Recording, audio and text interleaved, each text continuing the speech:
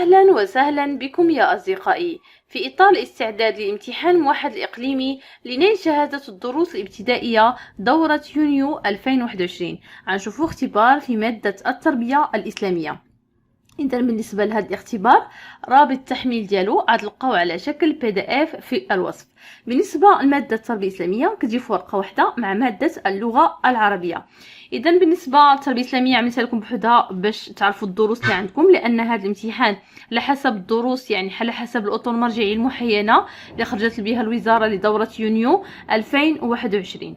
إذا بالنسبة للامتحان كيجي في ورقة واحدة مع مادة اللغة العربية. انا غنخدمو بوحدو باش يجيكم سهل وتعرفوا الدروس اللي عندكم. كنتمنى حظ موفق لجميع يعني التلاميذ اللي عندهم امتحان ديال المستوى السادس ابتدائي. ما تخافوش، بالنسبه للامتحان خدمتو يعني نماذج، خدمتو يعني تدربتو قبل، غيجيكم سهل وتجيبوا نقاط عاليه. اذا نبداو على بركه الله. الوضعيه الاولى ديما يعني عندنا امتحان التربيه الاسلاميه كيبدا بواحد الوضعيه. الوضعيه الاولى كتقول: جدي شيخ طاعن في السن يصر على الصيام فيتدخل الطبيب لافطاره، يلح على مرافقه ابي لاداء صلاه التراويح. تخلع ابي عن الذهاب الى المسجد رأفة به، فاتهمه بعض الجيران بضعف الايمان، لكنه صبر على اذاهم. بسبب عناده يصوم جدي الايام التي افطرها، معتقدا أنه سيرتقي إلى أعلى مراتب الدين. قال تعالى: ومن كان مريضا أو على سفر فعدة من أيام أخرى يريد الله بكم اليسر ولا يريد بكم العسر. إذا كما شفتوا في الوضعية، إذا هذا الشخص عنده جدو طاعن في السن، يعني ما كيقدرش على الصيام، ولكن كيصر على الصيام ديالو، وكيصر أنه يمشي التراويح واخا ما كيقدرش يصلي. إذا الاب ديالو تخلى على يعني الذهاب الى صلاه التراويح، يعني رأفة بالوالد ديالو باش ما يبقاش يمشي حتى هو. وشنو قالوا له الجيران؟ قالوا له انك ضعيف الايمان فصبر على اذاهم. قال لك الجد ديالو بسبب العناد ديالو شنو كيعمل؟ يعني كيعاود يصوم الايام التي افطرها، معتقدا انه سيرتقي الى اعلى مراتب الدين. وعندنا قال تعالى يعني المبيحات ديال الافطار للمرض او السفر. إذا نبداو بالسؤال الأول: اشرح ما يلي. الصيام. ما هو الصيام؟ هو ركن من أركان الإسلام، وهو الإمساك عن شهوتي البطن والفرج من طلوع الفجر إلى غروب الشمس.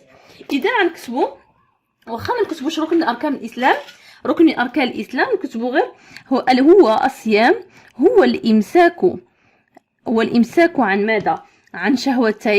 عن شهوتي البطن والفرج. البطن والفرج من يعني الوقت ديالو من طلوع الفجر إلى غروب الشمس. لماذا؟ بنية إلى غروب الشمس بنية التقرب إلى الله. نعم، هذا التعريف ديال الصيام. نمشيو صلاة التراويح. صلاة التراويح من الصلوات المسنونة، إذن هي سنة، إذن من الصلوات المسنونة. إذن تؤدى يعني وقت ديالها ربين، تؤدى خلال شهر رمضان. بعد ماذا؟ بعد صلاة العشاء. إذن هذا التعريف ديال صلاة التراويح: من الصلوات المسنونة تؤدى خلال شهر رمضان بعد صلاة العشاء.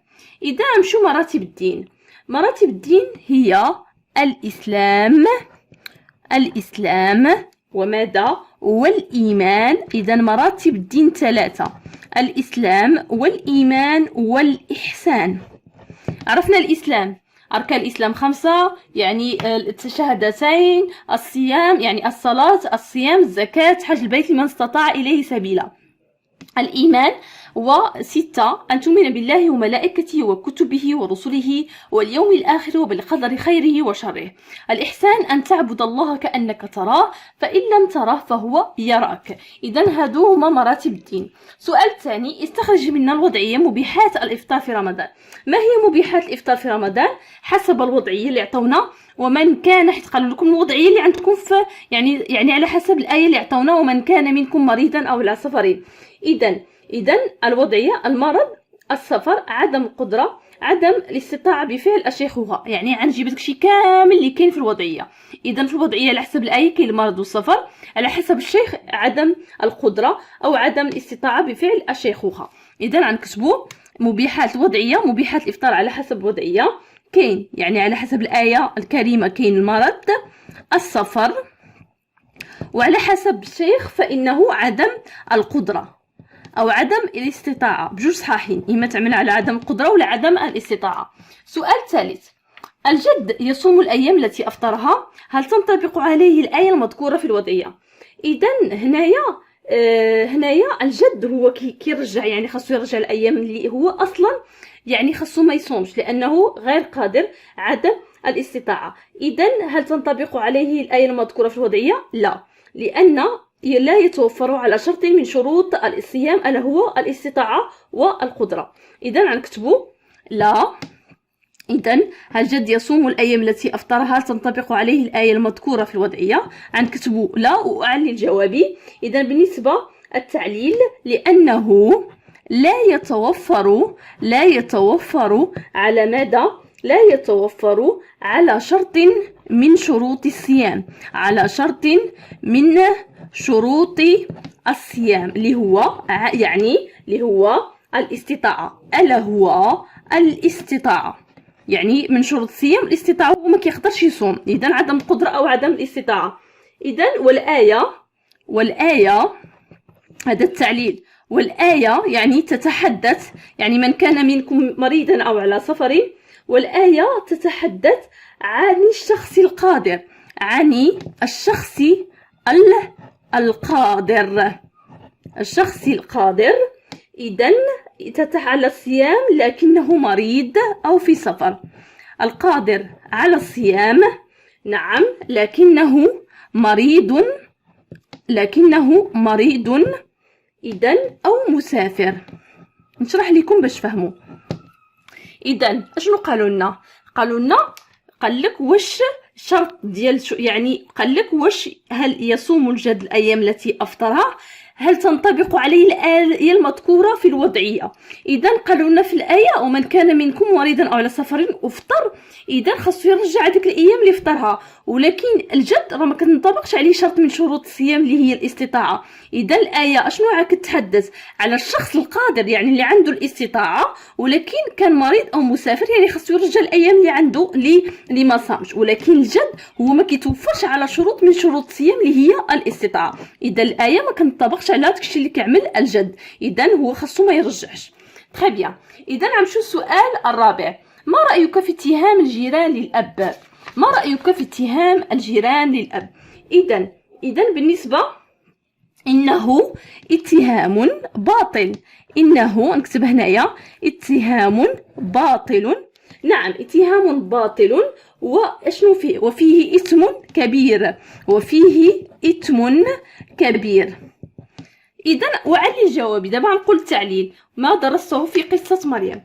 إذا شنو غنقولوا؟ يعني كفى أننا نقولوا يكفي. إذا اشنو غنقولوا؟ لأن الجيران، تعليل، لأن الجيران من هم؟ لأن الجيران، إذا هنايا بالنسبة للاتهام ديال الجيران فهو باطل وفيه إثم كبير، لأن الجيران لم يتفهموا ماذا؟ لم يتفهموا معاناة الأب مع الجد، معاناة الأب مع الجد. هذا هو التعليل، خاص هذا المصطلح يذكر. لم يتفهموا كما جات لهم مريم مريم من ولدات عيسى عليه السلام وصغير، يعني لم يتفهموا إذا الوضعية ديالها، إذا لأن الجيران لم يتفهموا معاناة الأب مع الجد. سؤال خامس: الأب صبر على أذى الجيران. إذا أذكر عناوين دروس الاقتداء المرتبطة بالموضوع، اللي عندها علاقة بالصبر. إذا غنقولوا قصة مثلا ابتلاء الياسر، ممكن نقولوا مثلا صبر الرسول، وأكبر دليل صبر الرسول صلى الله عليه وسلم على ماذا؟ على الأذى، إذن على أذى المشركين أو على الأذى باختصار. نعم، سالينا الوضعية الأولى. إذا غنمشيو الوضعية الثانية.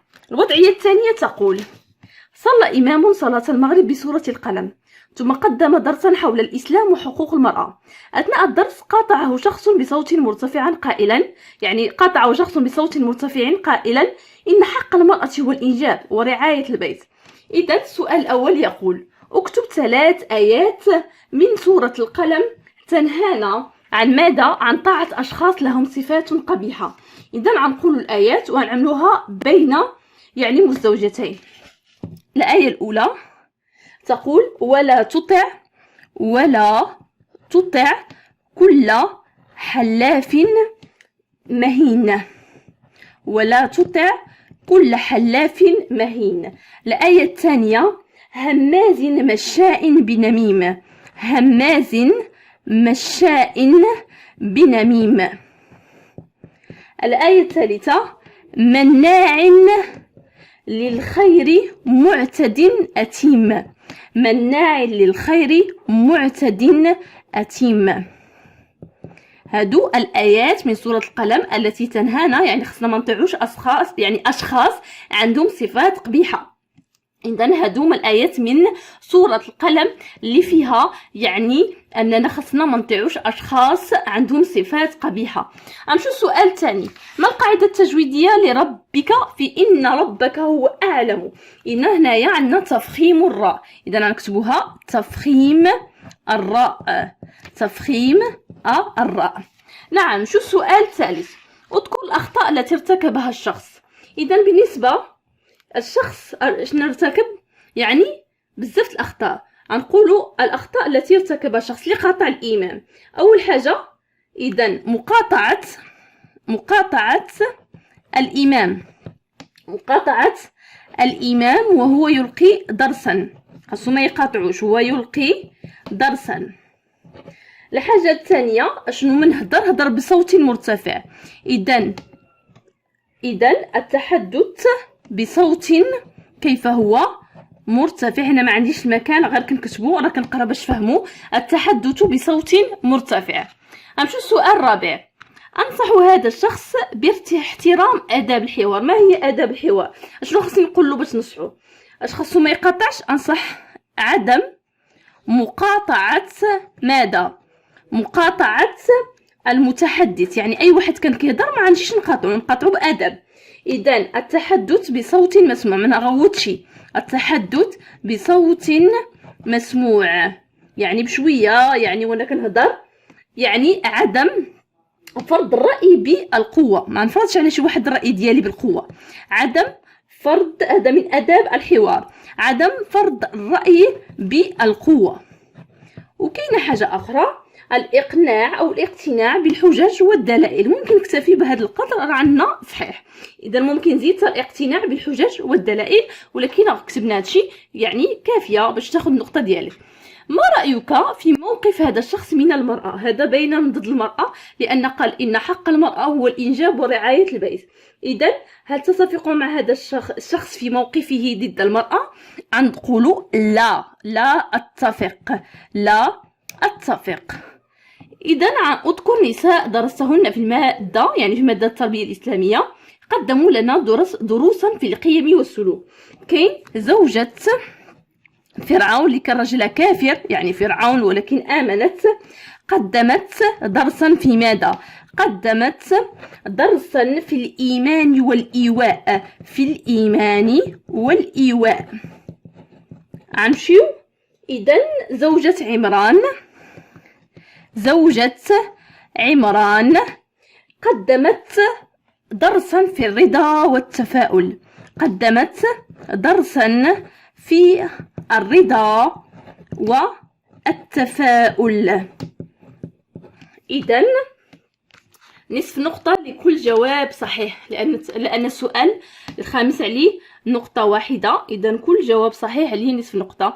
إذا زوجة فرعون قدمت درسا في الإيمان والإيواء، وزوجة عمران قدمت درسا في الرضا والتفاؤل. بهذا نكون سالينا التصحيح ديال الامتحان.